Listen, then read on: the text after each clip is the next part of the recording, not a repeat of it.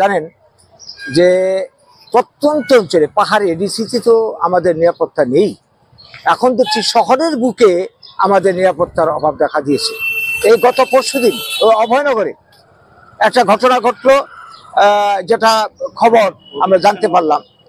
এইখানে উজান অভয়নগরে অভিজিৎ সেনগুপ্ত একজন দাদার বাড়ির কাছাকাছি রাতের বেলা অধিক রাত্রে চিৎকার চেঁচামেচি হই হুল্লোড় চলছিল।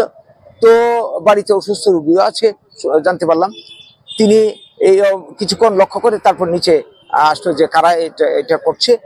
তাদের সঙ্গে কথা বলে তাদেরকে একটু দূরে চলে যাওয়ার জন্যে তিনি নিচে নেমে এসে তাদের সঙ্গে বললেন, অনুরোধ করলেন, ভাই আমার তো এই অসুবিধা এত রাত্রে, আপনারা একটু দূরে এগিয়ে কথাবার্তা বলুন।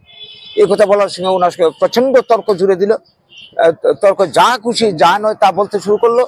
এরপর মানে তার উপর চড়াও হলো, মারধর শুরু করলো, চর কিল ঘুষি লাথি যা খুশি শুরু করলো।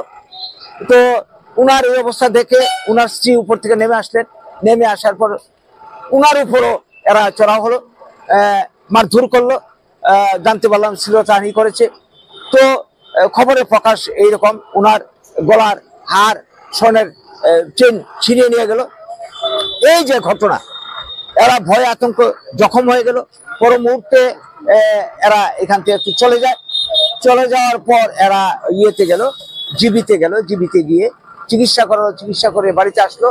ভয়ে আতঙ্কে রাত্রেবেলা ঘুম নেই। দেখা গেল কি ভোর 4টা সাড়ে 4টার মধ্যে আবার একদল লোক গাড়ি করে বাইক করে এসে এখানে হই হুল্লোড় করে জানালা ভাঙলো, এই দরজা ধাক্কা দিল। এই যে ঘটনা, আজকে এই ঘটনা ঘটার পর ভয়ে জোরসোর হয়ে তারা পরের দিন মহিলা থানায় অ্যাপ্লিকেশন করলো, বাড়ির মালিক। জানি না আমরা আজ পর্যন্ত কোনো গ্রেপ্তার হয়েছে কিনা, তাদের বিরুদ্ধে কোনো অ্যাকশন হয়েছে কিনা। এই যদি হয় শহরের অবস্থা, শহরের মধ্যে মানুষের নিরাপত্তা না থাকলে আমরা কোথায় যাব?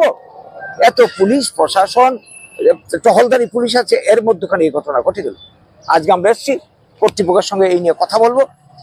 আমরা চাই যে এই ঘটনা যারা যুক্ত তাদের গ্রেপ্তার করে শাস্তির আওতায় আনতে হবে এবং তাদের চিকিৎসার ব্যবস্থা করতে হবে।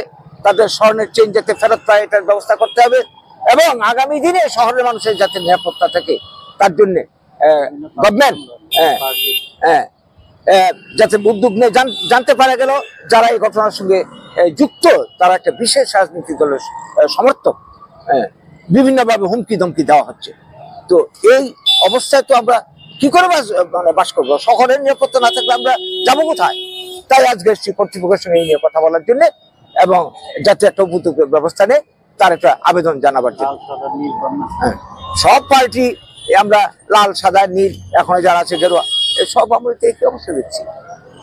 তো যাই হোক, আমরা যাচ্ছি এখন, দেখি কর্তৃপক্ষ আমাদেরকে কিভাবে সাড়া দেয়।